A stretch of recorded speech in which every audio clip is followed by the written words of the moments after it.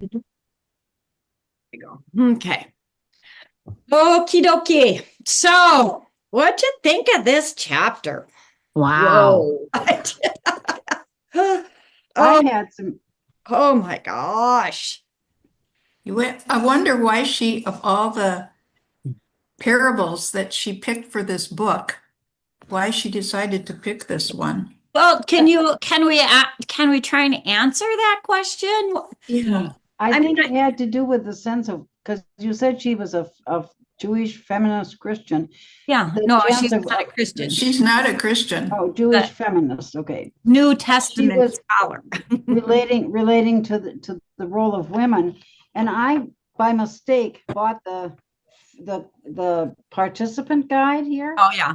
And she says in here, in this chapter, that the widows suffered and had a hard time, but it was by no means the norm. Yeah. That they Mhm. had it wasn't egalitarian, but it wasn't dreadful for women either. And I Yeah. thought that was kind of interesting that we don't automatically have to assume that the widow was Hmm. a poor, almost Yeah. person. She had quite a different Hmm. Yeah. take on it. Yeah. That was eye-opening to me. Hmm. On this particular chapter, more than the others, I checked almost every single footnote she did.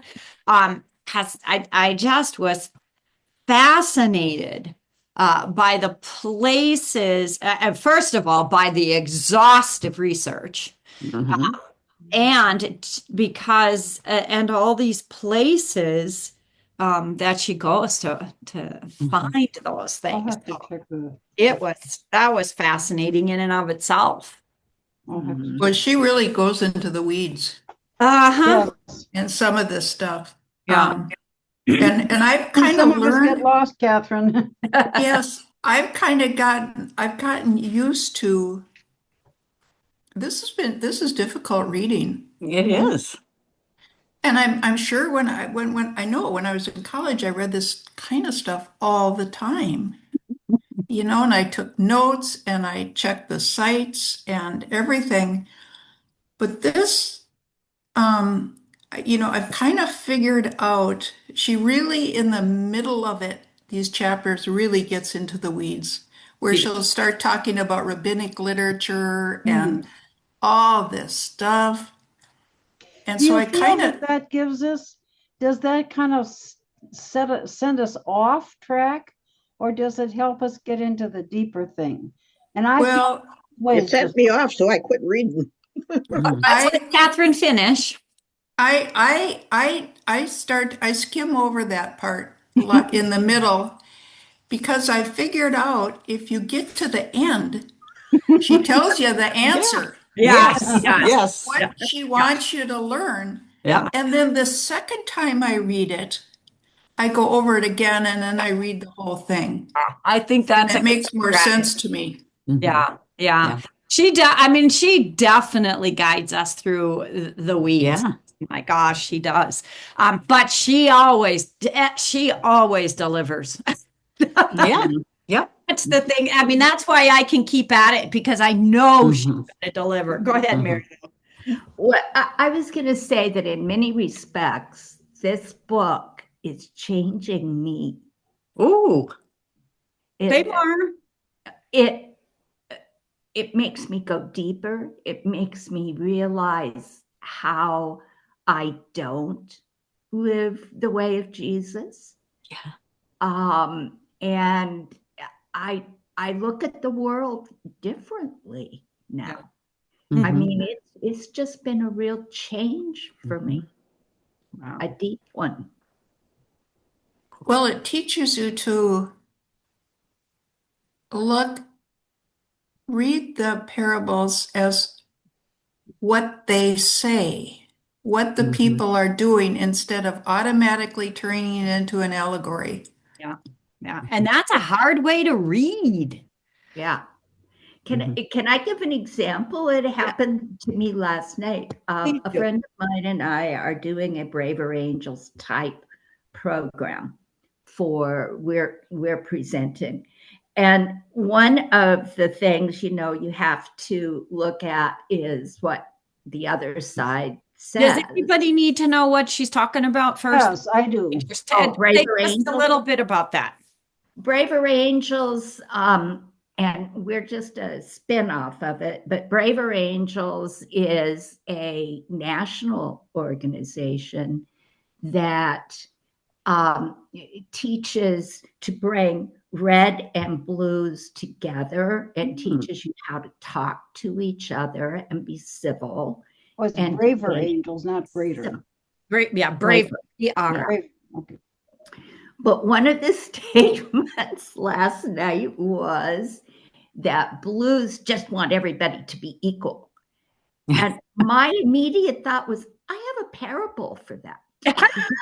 Yay, yay, Mary. See, this is meaning some. Yeah.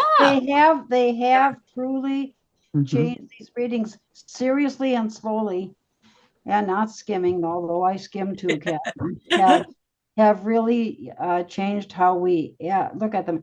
And it was kind of funny because last Sunday, the reading was one of the other parables that we've studied. And boy, the minister did not preach on it. It was Mhm. the laborers. Anyway, and I'm going, oh, I remember what she said about this. And it gives you a very different perspective, Mhm. not only on the parables, but on the today and how they are, and like you said, Mary Lou, how they are working in us to help us with our relationships today. Go ahead, Jane. When I started this book, my first kind of gut reaction is, wow, she's really hard on Christians and New Testament beliefs. And now I'm to the point where I appreciate her disabusing me of my prejudices about those nasty priests and Pharisees, and boy, you can't trust a one of them. And I thought, oh my gosh, Where did that was so behind my thinking that I couldn't even see I was thinking that way. Yeah. And that's why part of why I have been checking her sources so much is I want to know which ones of these scholars I have already read and just accepted hook, line, and sinker, right? Without even going any deeper. And we tend to do that. And as a preacher, it's it's changing me. It's changing the how I approach these parables and what I want to say about them. And that's hard work. Yeah. It is. That's really hard work. It's hard work when you have to face others who don't see it that way. Yeah. And that's one of the things that I mean, again, it comes to we talk about how does this, I mean, after everything is said and done, what does this have to do with us today? Yeah. It does it does become a political question. It almost has to become a political question. That thing even makes it even harder. Because Mary Lou, what are the questions that we are asking? We're asking questions about justice. We're asking questions about equity. And that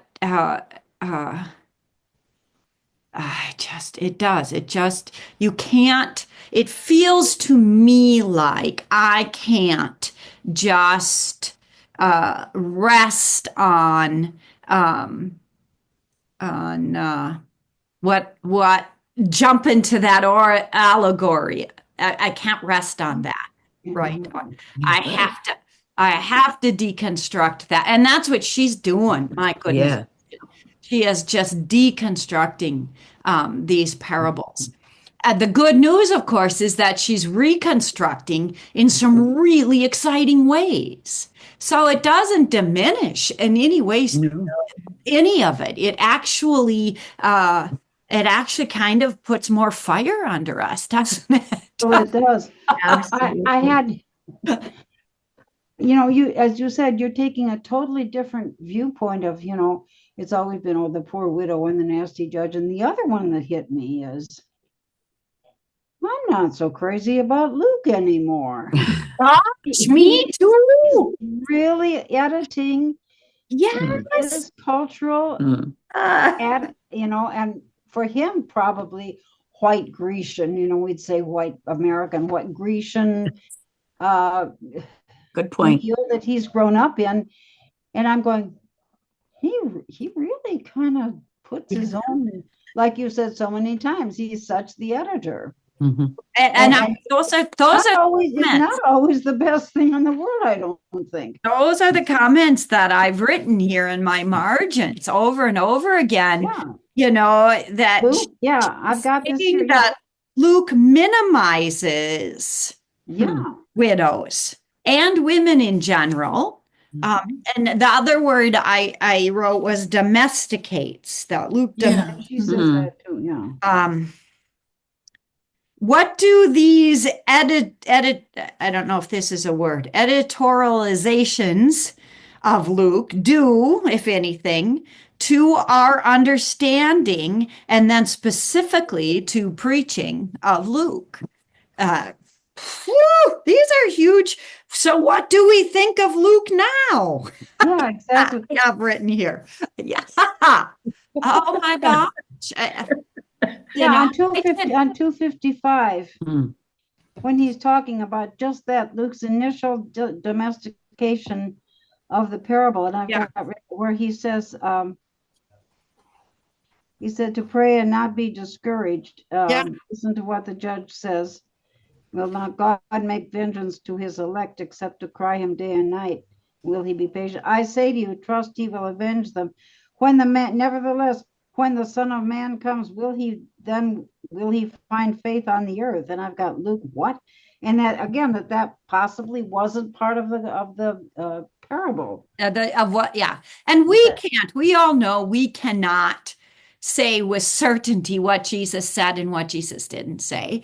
But what she has done is to sort of give us the kernel of what Jesus most likely was holding dear, and then Luke's frame around that, and that jumping to allegory so quickly that we've all just accepted. Mhm.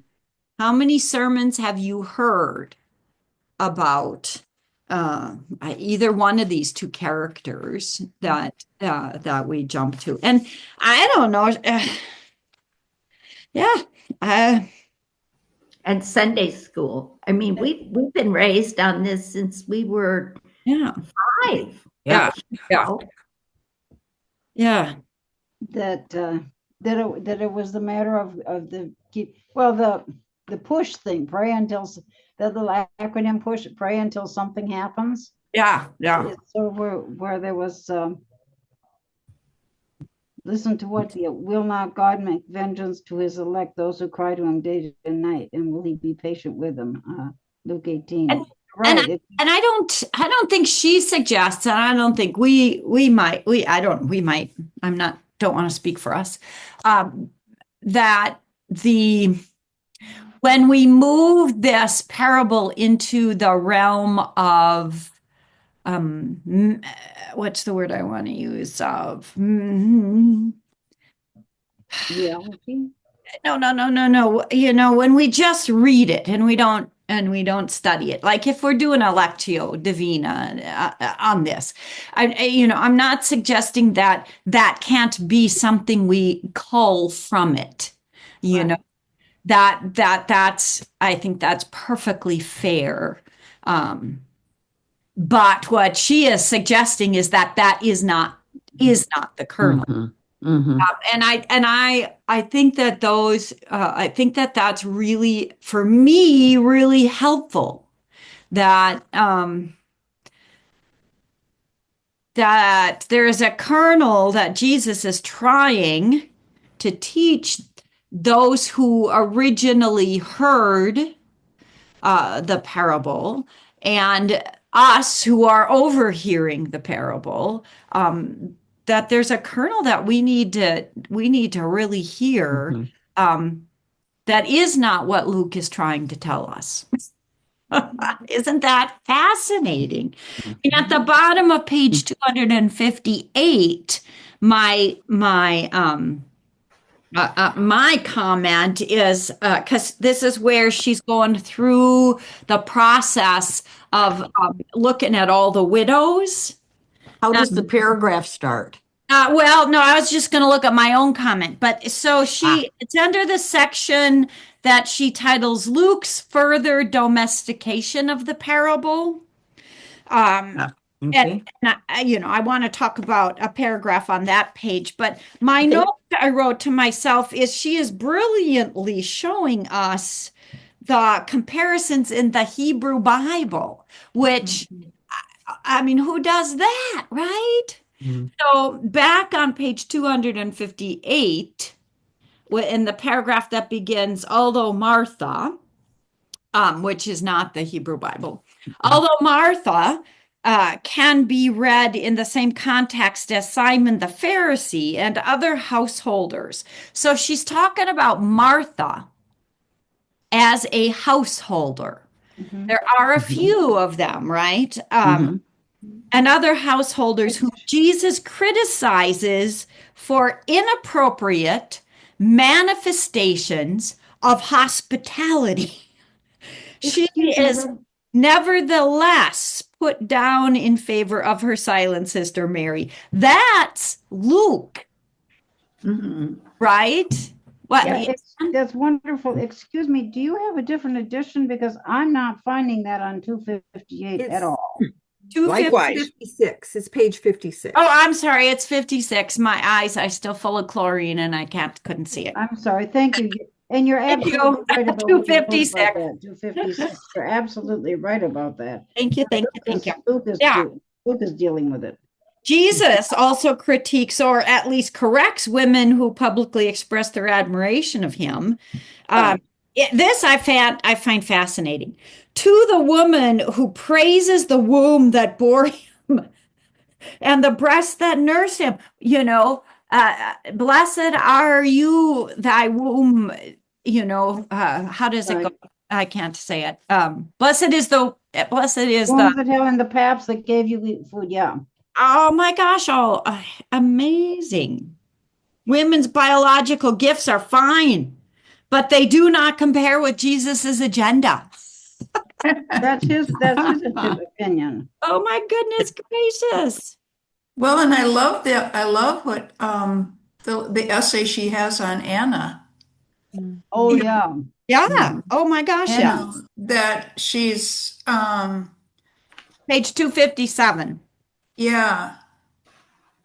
She's at the bottom, like the widow Judith, Anna did not remarry. This connection to Judith makes Anna less the frail prophet and more an echo of an ancient warrior. Yeah. You could, it occurred to me, you could do a Bible study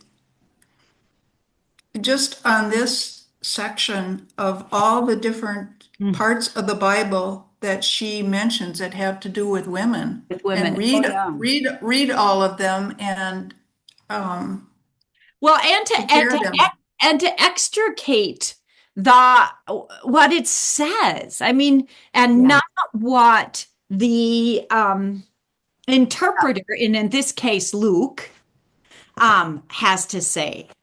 That'd be a fascinating one. And I'm not quite sure that I'm trying to recall. You might be better read on this literature than because I haven't read too much of the women writing on women characters in the Bible. Oh, there are some, and they're all the allegorical, sweet, darling, domesticated. That's kind of why I've avoided them. Follow along, blah blah blah. Yeah. But Catherine's suggestion, I think, is really something to actually take a look at. Because who do you know who has ever put together Anna and ancient warrior, right? Mhm. Yeah. Yeah. Hmm. It's, yeah. Well, and who in it, it says in there apparently that she's the daughter, she's of the tribe of Asher. And so, our author says a little bit about what that means to be of the Right. tribe of Yeah. Asher.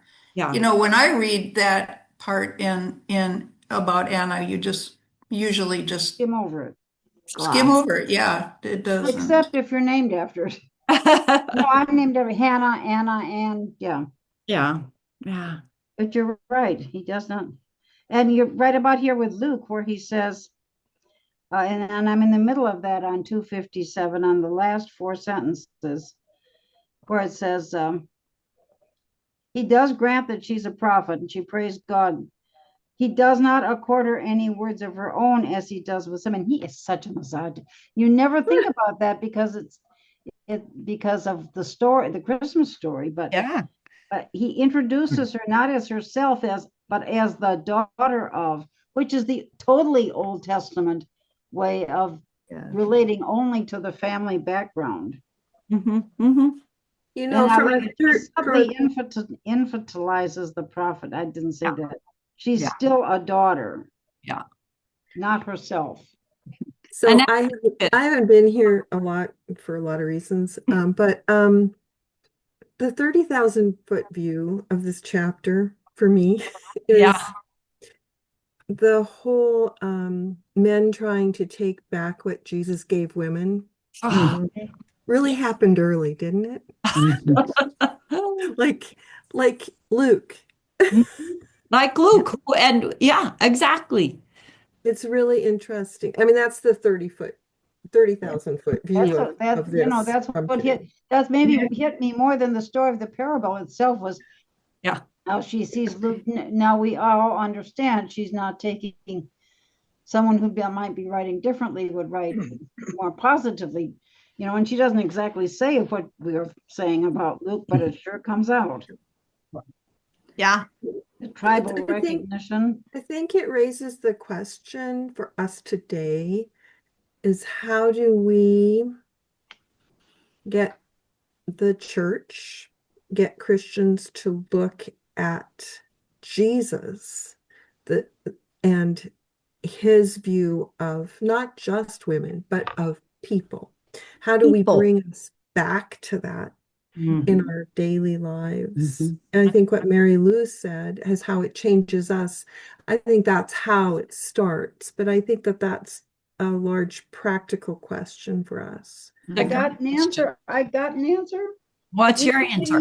We're singing, Kathy, you would love this. We're singing an anthem called Look at Me in a couple of weeks. And it says, look at my skin. Do you see me? And then it goes on, I have a good heart, a good soul, good person. Do you see who I really am? And it's exactly what you're talking about. So I'm going to say that I think that in our churches and what we do, music has a way of communicating if you Well, of listen. course. It can. Right. And music Right. can do it, and music can do it in a way that is, what's the word? Not subtle, but Inoffensive? yeah, in Oh, ways, this song is rather offensive to be perfectly right. honest. It's not necessarily in what's the way, what is resistance? I mean, music can really be that carry. Art can be Yeah, resistant. right. I had to Yeah. work through the hymn song. I will tell you, I had to think about. I had to say, Lord, I maybe had some negative thoughts about this, but that and the fact that somebody doesn't use the piano when we practice and makes us think.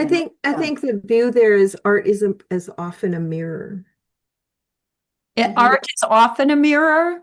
Yeah. So we see things and it reflects us. We Yeah. see it and our reaction is the mirror. We see deeper into ourselves, what we really are feeling that we, like Jane said, it's behind us so much we don't know that it's affecting how we think. And sometimes that art that is a little bit startling Hmm. makes us think outside of our box without it being something we can argue with.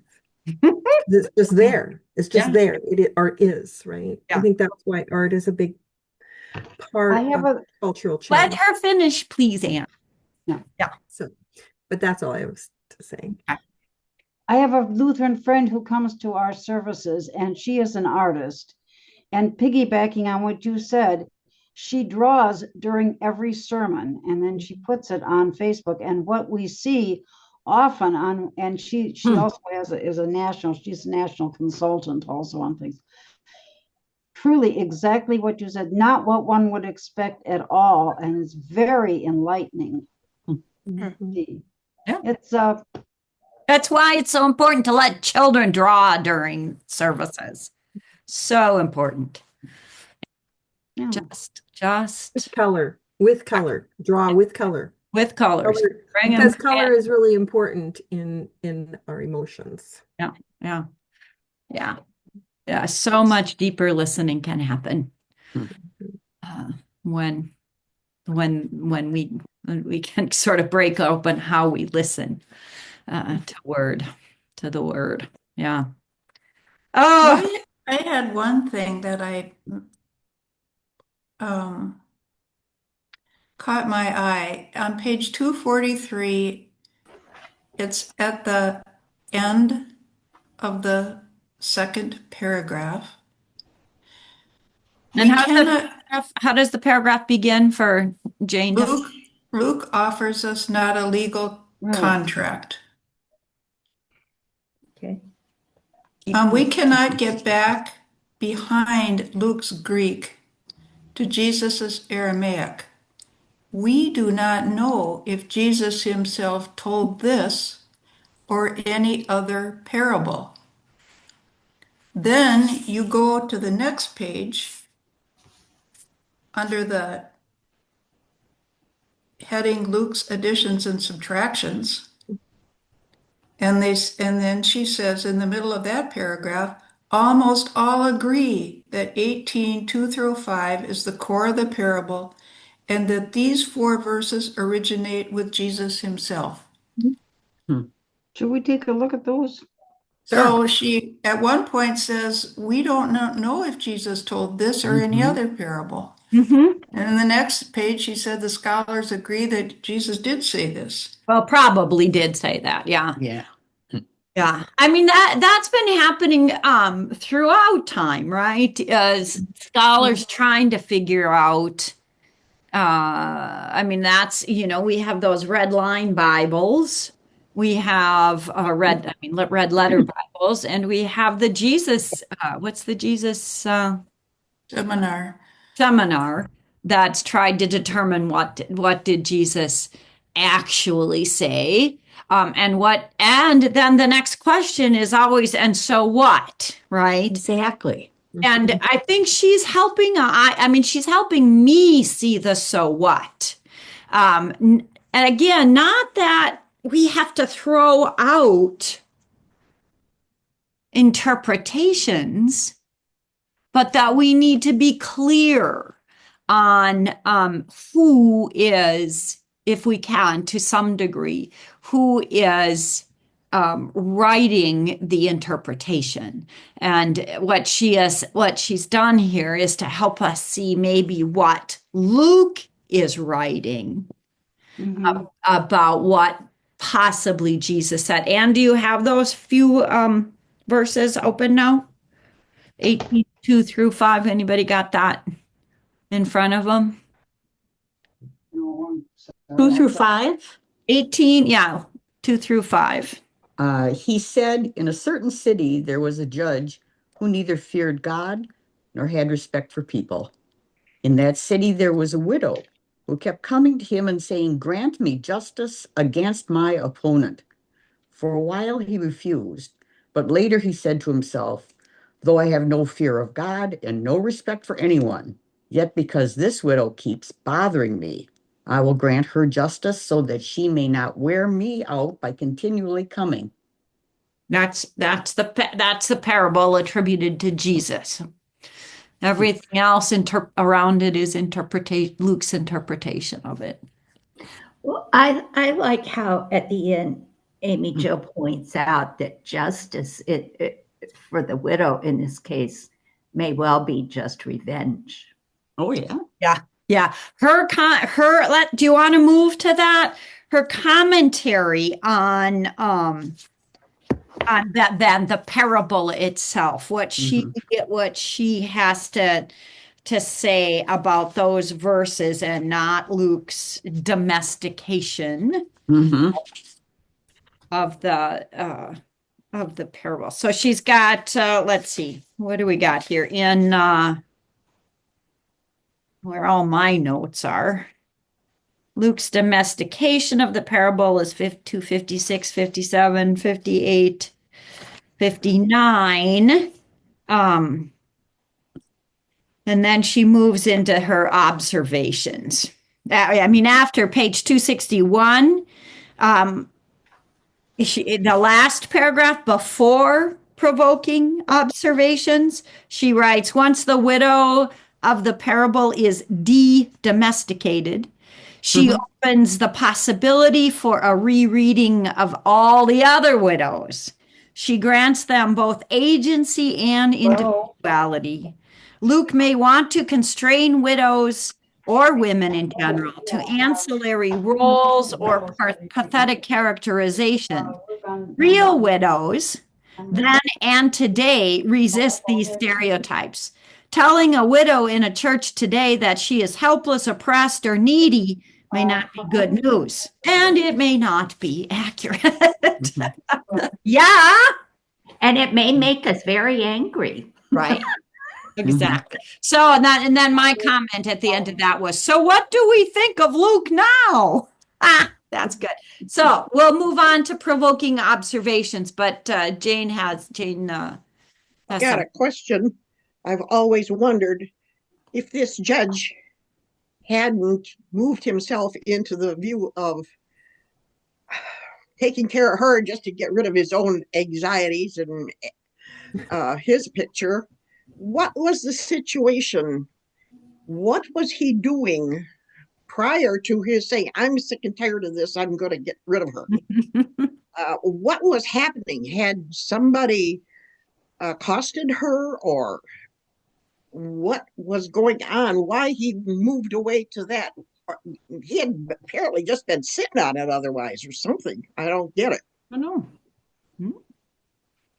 Anyway, It just reinforces to me that she may not have a real case. Yeah. Well, and then that's when Amy-Jill goes into what does this mean about to us? She says there on page 261 under her heading provoking observations. She says, we choose how to read, and in doing so, we harness the parable's ambiguity and the ambiguity of the life it depicts. So, Jane, I think that's part of the answer to that. We don't know. We don't know. We don't know. This parable disturbs. At the very least, it calls into question stereotypes of widows and judges. Widows may be powerful and vengeful and exploit their positions. Judges may be unjust, nothing new here, but their lack of justice may be prompted not by greed or even a preferential option for one class or another, but by irascibility, self-protection, or simply not wanting to be inconvenienced. Amy-Jill has a very low opinion of both of these characters. So once our stereotypes are shattered, we can begin to look at people as individuals rather than as social roles. That is so critical. Huge stories, whether ancient or modern, hold our interest because people do what they are not expected to do. Women hide yeast in dough. Samaritans show compassion. Tax collectors recognize their sinful state. And the very simple for me is that Jesus is saying what she's saying.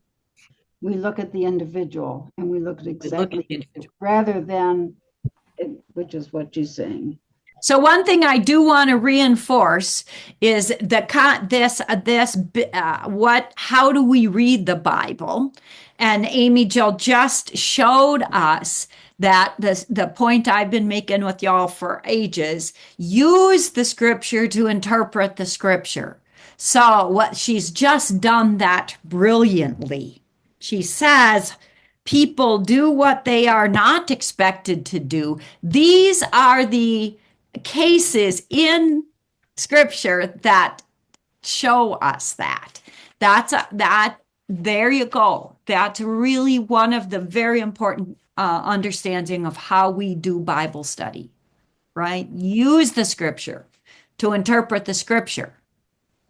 But then she goes on, neither judge nor widow is a moral exemplar. Neither of them is even likable.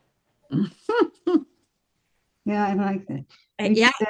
And Luke tries to rescue them. Yeah. Even though he's domesticating her, he's trying to he says he wants to rescue his own values. Yeah. Our task may be to resist the parable rather than to rescue it.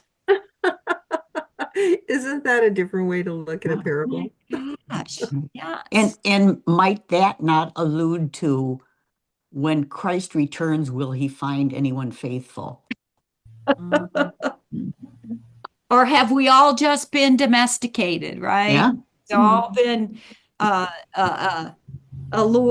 lured into, I mean, I think that's what we're seeing right this very minute with people who you raise the issue, but is that what Jesus would do? Or is that what following the way of Jesus looks like?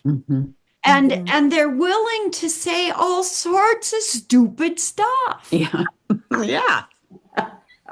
Being the little human beings that we are. Yeah. Let's domesticate. Jesus would never have done that. Well, what's really interesting is though we're not really in our culture domesticating, we're militarizing. There you go. Yeah. But we all have to step in line, and then that part is the domesticating. Yeah. So, it's what. And each one has their own opinion of what that means. None of it is equal. Is this people we do not? Yeah, many people have a different opinion from the other person of what that particular thing means, stepping in line or domesticating. And well, except that a lie is a lie, right? Yes, exactly. And that we can know, I mean, when we step in line, right, we then become willing to be to go along. Regardless of how coerced we are to do something, we are agents of free will. Yeah, and that goes from the least among us to the most powerful among us. Yeah. So it is interesting. It's interesting times. It's interesting to read. This Bible study is always interesting because it draws you back to Jesus. And I'm always, even though I know this, I'm always reminded of how radical Jesus was. Yeah. And how radical I need to be. And how radical is really a gentle voice that cares for the people around it. And it has nothing to do with power. Yeah. Let's take a look at her last comments on page 265, because I think she she's sinks the knife and turns it here.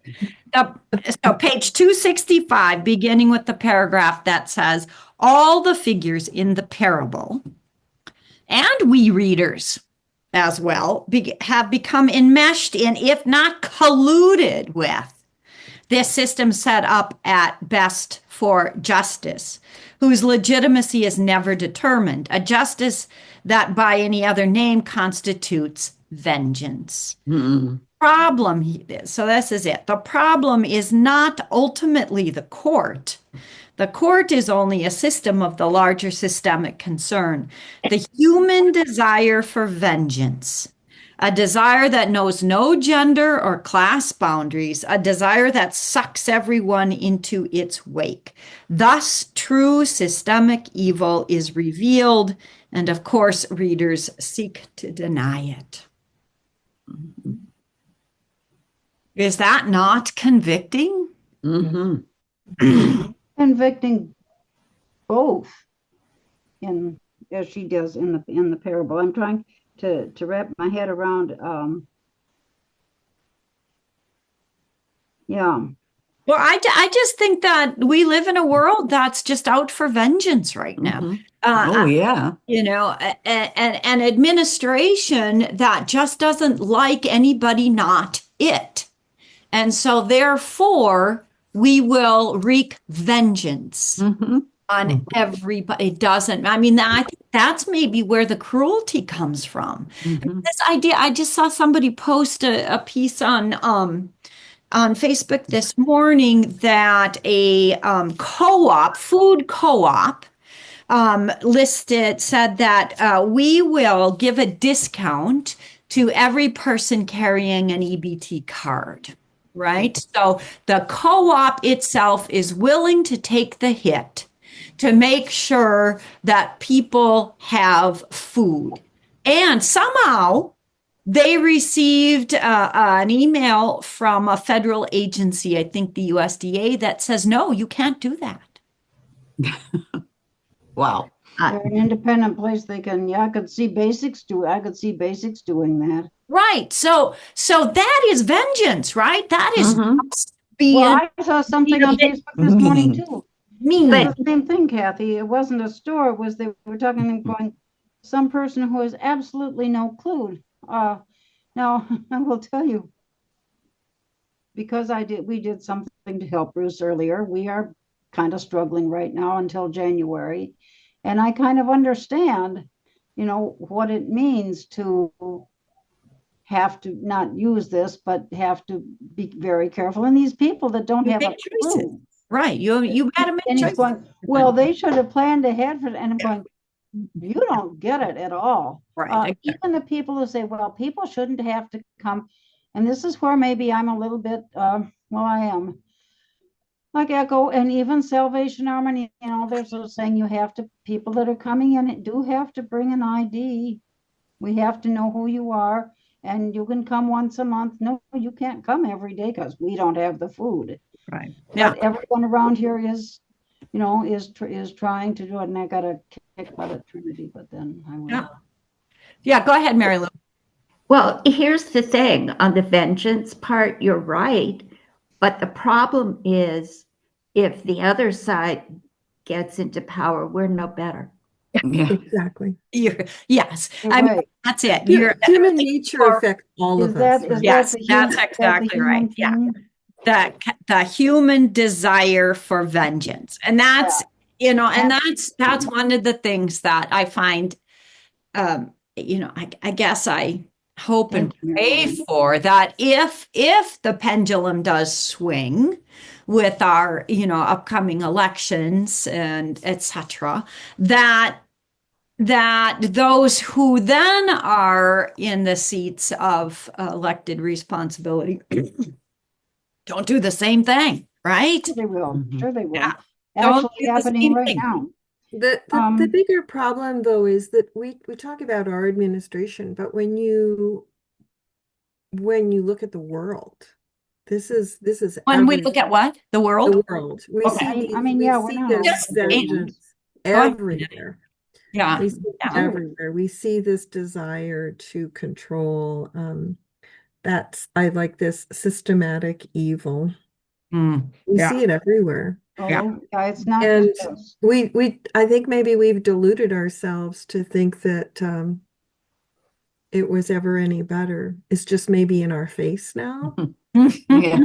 It could be Mm. in our face. I mean, we know full well, although we talk about history not repeating itself, It does. we know full well that humanity has been here before.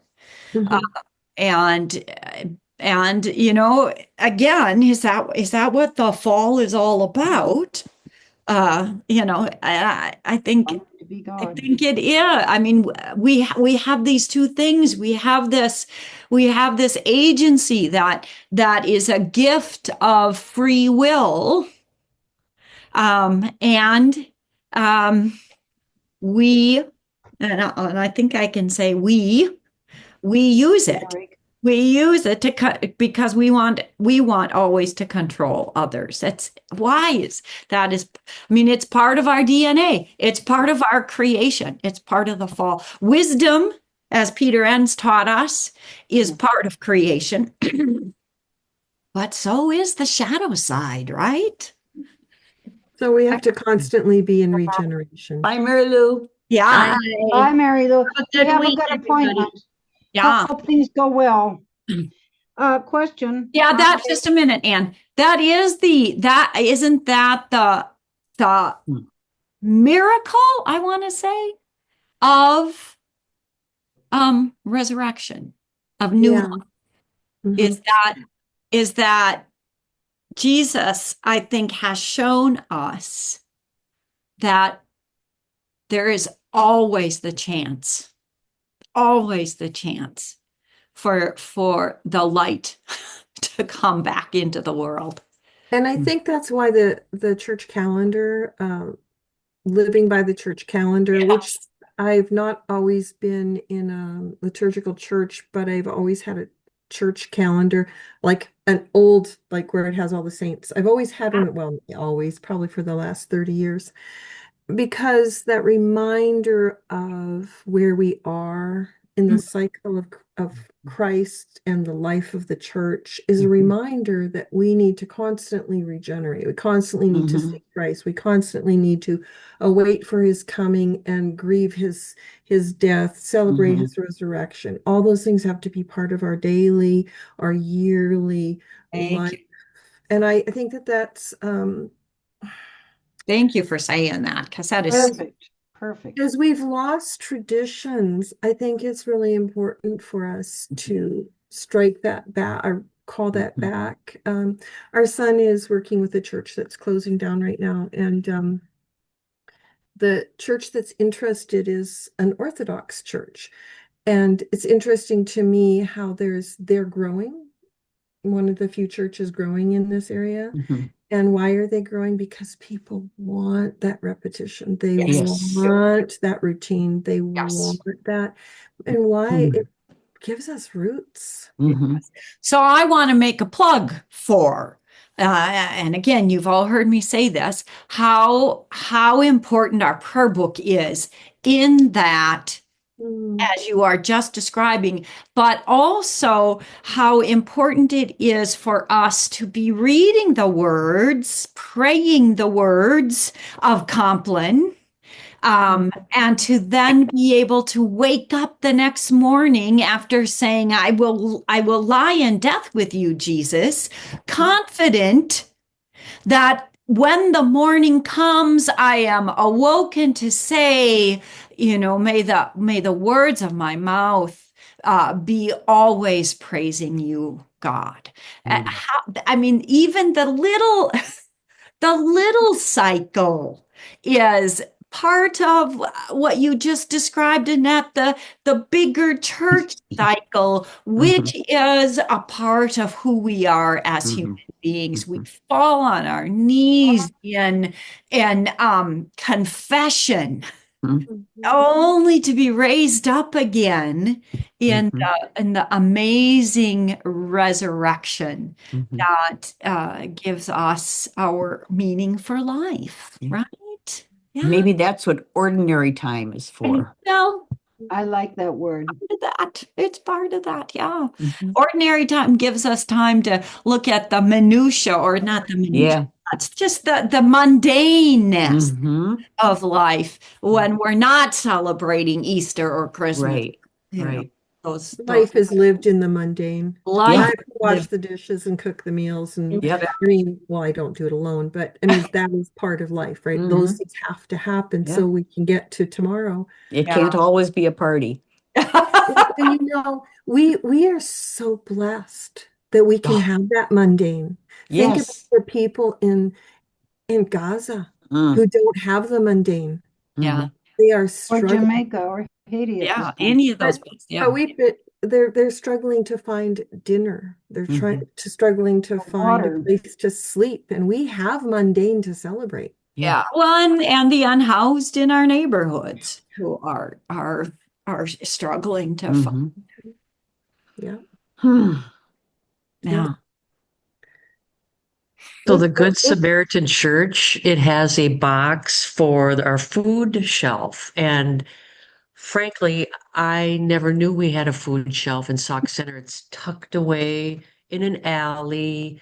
I don't know if that's for discretion. I don't know. But I delivered We the, don't want to see those people. I guess.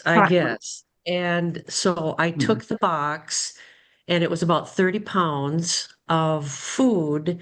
And they were just very happy to see that. And it just kind of really touched me. And so I think I'm going to go down there and volunteer, Cool. and I would like to go to Costco and actually stock up on a few things for them on a weekly basis because they're going to struggle now with Oh, the yeah. SNAP benefits expiring. You could see it in their faces. They were so happy Yeah. to get that. And so, yeah, it was. Yeah. Well, and I think that's exactly all of us now are going to need to feel a little bit of the burn, right? Oh, yeah.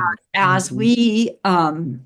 as we look out for our neighbors. Mhm. Right. It's Right. Yeah. Pray for My daughter Easter fruits. suggested that with your trick or treats, you also hand out ramen noodles or energy bars or something so that there's actually something of substance Hmm. that's for not a those bad idea. children.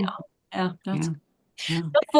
before we conclude today, I do want to make sure we look at the two last paragraphs of this chapter. Mm. So on page 265, Jesus was invested in fairness, reconciliation, and compassion. The parable of the widow and the judge defies any sort of fairness. We talked a little bit about that, I think, the last time. The justice and the unjust judge, we should not forget that description, offers is not the justice of God or a program of fairness. It Hmm. is granting a legal decision based not on merit, but on threat. There is no reconciliation in this parable. There is only revenge. There is no compassion, neither by the judge for the widow, nor by the widow for the judge.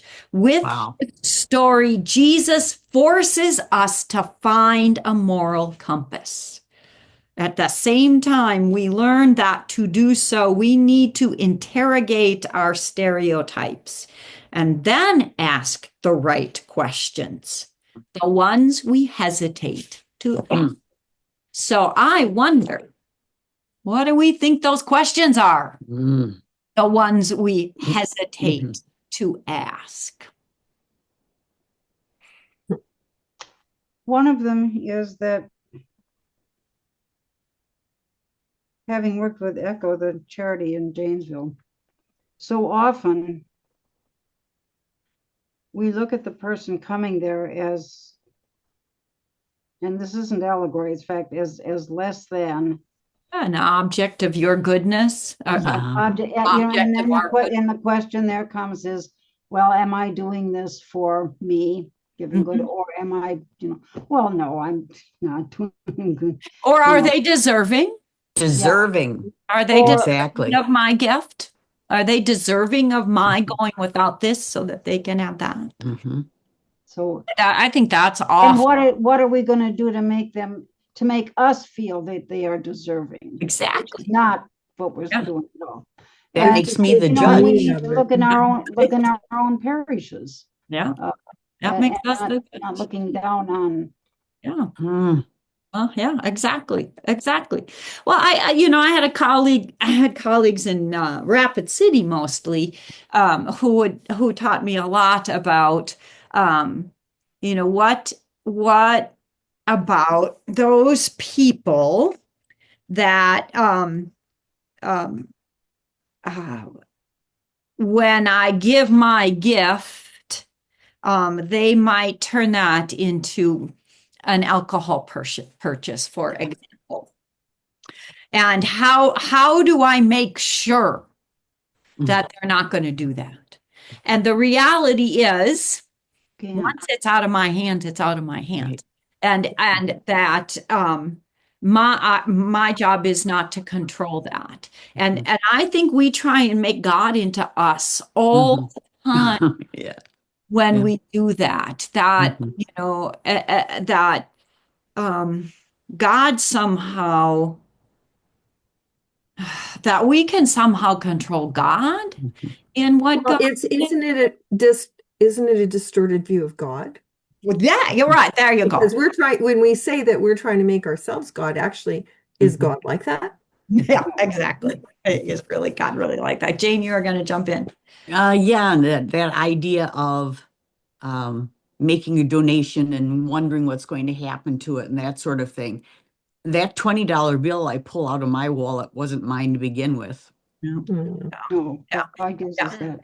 And once it's in somebody else's hands, it's, we have no, God knows. We yeah, have to let go of it. We have Yeah. to let go of it, right? Mhm.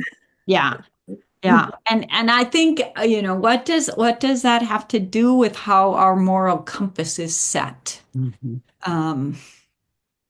And how, We how have to stop. We have to stop asking if people are deserving, and we have to start reminding ourselves that we are not deserving. Right. Yeah, As amen. Jesus said. Well, and if we could do that, I don't think we'd find ourselves in the horrible place we are today. Because let's not fund SNAP benefits, because we don't trust that. Right. I mean, there's all sorts of things. If people don't deserve. Mhm. Well, I don't know, but those tax breaks for the wealthy, I'm not sure I trust those people. So, oh wait, I don't No. trust them. Not sure. Yeah. I will see you next I week. I think assume so we're that, doing like, chapter 8. It's Okay. like Anne said, though, it's that a lot of times what we're doing is about us. Yes. Always. Yeah. Well, And most of that's really the only thing I can continue to work on is when I keep changing my attitude and my perspective. yeah. Um, And I and really I do think that it changes the people around us when we do that. yeah. It takes a long time, and then because I want it to go faster, but then again, I've inserted the word I. So So many times, right? Exactly. Yeah. Mhm. Oh my gosh. How can you learn so much from one well, little thanks for putting my feet back on the ground, ladies. But I always, we'll always feel learn. like that. But yeah, me too. We will read chapter 9 next week. And then I don't want to lump her conclusion into that. I want us to pay attention to the power of disturbing stories. So we're gonna take the 2 weeks. That's good. At these last two pieces before we get to Advent. So when we hit Advent, we're here, the voices of Advent. Okay, Carl. But we got Matthew Skinner. Okay. Yeah. Bye-bye. 2 weeks to get there. Okay. Okay. Okay, guys, have Thank you so much. safe and happy Bye. Halloween Bye-bye. and a wonderful All Saints. My favorite. Yes. It's my favorite. Okay. Don't get too scared. Okay. Bye-bye. Bye, you guys. Bye. Bye.